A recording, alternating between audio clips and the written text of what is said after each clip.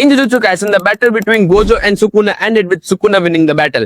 But what happened if Gojo won? And since you idiots don't know how to read, let me remind you that because of Gojo Satoru, the balance of the world shifted. This stupid octopus and other special grade curses are this strong because of Gojo Satoru. And this is also the reason why modular curses are way more weaker than the Jujutsu Kaisen. So let's talk about the timeline where Gojo Satoru actually lives. Okay, so the fight goes differently. Instead of Maharaga adapting to Infinity Sukuna using the World Slash, Gojo figured out all. Maybe Gojo Satoru domains hold much longer. Maybe his whole of purple actually hit and kills the Sukuna. Maybe, I don't know. He didn't let his guard down and won. That's all matters. And immediately the situation in Jujutsu Kaisen world shifted. Because remember, Sukuna was terrorizing everyone. He killed so many characters like Higuruma and Choso, etc. But now the Sukuna is gone, the king of curses is dead, and the one who actually won the battle is Gojo Satoru.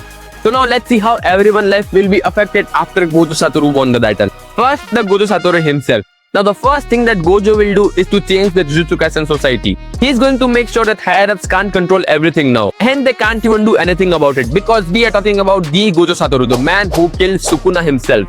What they are going to do against him? They can't even touch him. Literally. Now the students. Now the situation of these characters will be going to change drastically. After the battle, student lives will go back to the normal. They surely will get a break after all of this. In that time, Yuji will try to figure out the purpose of his life since Sukuna is gone. What is my purpose? Megumi will try to recover from being possessed. And Yuta will try to make sure that everyone is okay.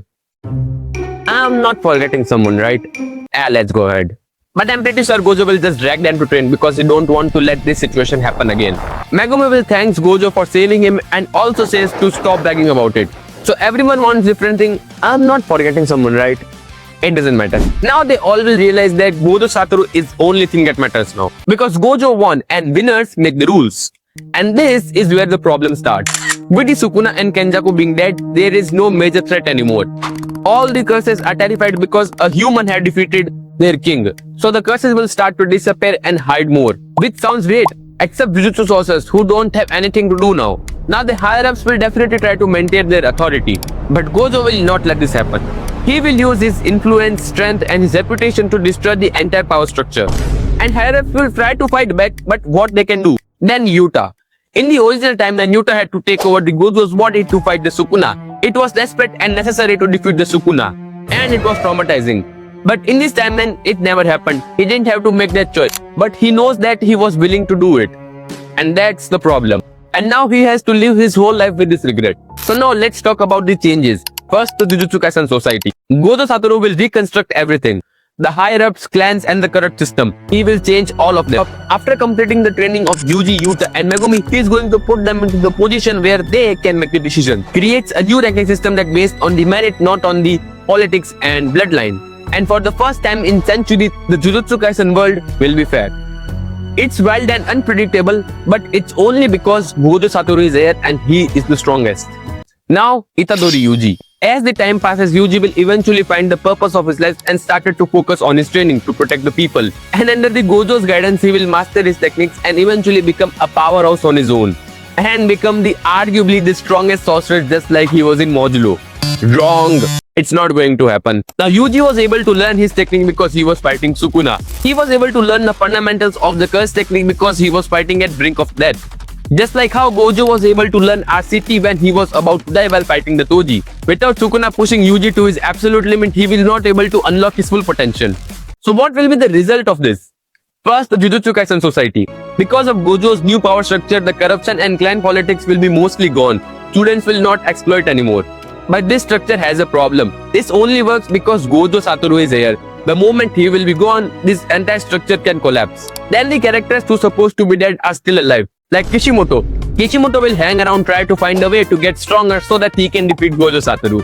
We will also see Higuruma becoming a special great sorcerer. And finally Choso will get a chance to live peacefully with Yuji. We just become best friends, yup! And then the Japan safety. With the Gojo Satoru being alive as well as the other sorcerers, Japan citizen will be safer than ever. And as the Yuji and Megumi will get stronger, the amount of curses in Japan will eventually decrease. Lastly, Gojo's legacy. In the original timeline, Gojo died believing that his students will eventually surpass him. But in this timeline, he can see that with his own eyes.